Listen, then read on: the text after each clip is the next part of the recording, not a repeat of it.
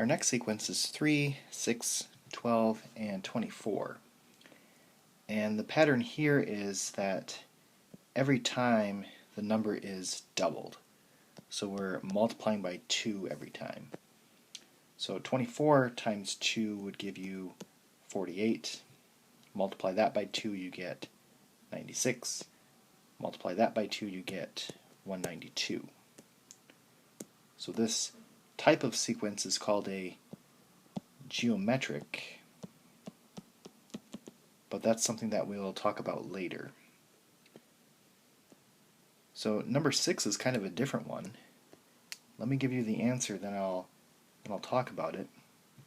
So the next three terms are 13, 21, and 34. And this is kind of a very famous sequence, and it's called the Fibonacci. And in the Fibonacci sequence, the rule is that you want to add the previous two terms. So you start with 1 and 1, and then 1 plus 1 is 2. 1 plus 2 is 3. 2 plus 3 is 5. 3 plus 5 is 8.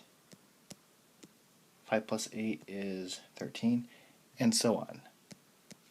So a very interesting and very famous sequence.